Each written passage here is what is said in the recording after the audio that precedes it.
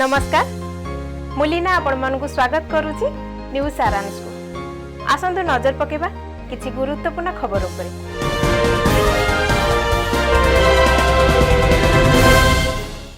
मालकानगिरी जिला कोरकुंडा ब्लॉक अंतर्गत ओरकेल पुलिस द्वारा एक बड़ धरणर सफलता मिली। गतकाली रातिरे गंजेई चोरा चालाण अभियोगरे 4 जनकु गिरफ करने सह 875 किलोग्राम गंजेई जबत करा जायछि। पुलिस सूत्ररु मिलिथिबा सूचना अनुसार गतकाली रातिरे ओरकेल थानार एसआई तृप्तिरंजन दास, एएसआई बीटी साधु, एएसआई मणि दाढ़िया एवं 2 जन कनेस्टेबलଙ୍କ सहित पेट्रोलिंग करुथिबा समयरे राति 8:30 बेले बालीमेला जयपुर आड़कु जाउथिबा एक धला रंगर टाटा बोल्ट एवं एक महिंद्रा मैक्सी पिकअप को संदेह अटकाई।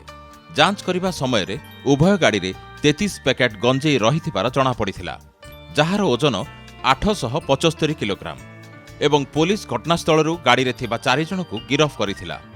अभियुक्त माने हेले संबलपुर अंचलर अईंठापाली ग्रामर मनोज बहिदार, धनुपाली ग्रामर एमडी इमरान एवं अन्य 2 जन हेले बलांगीर सईतारा ग्रामर अशोक बाग, लिंगराज बाग।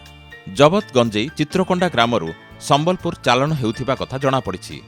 एनै ओरकेल थानारे केस नंबर 115/2016 रे एक मामला रुजु होइछि बोली थाना अधिकारी सुमित्रा जेना कहिसंती।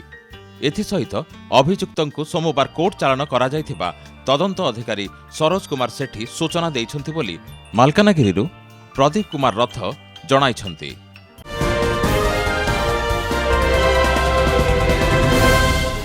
अधिक खबर जाने पे स्टे विथ न्यूज सारांश ऑन यूट्यूब।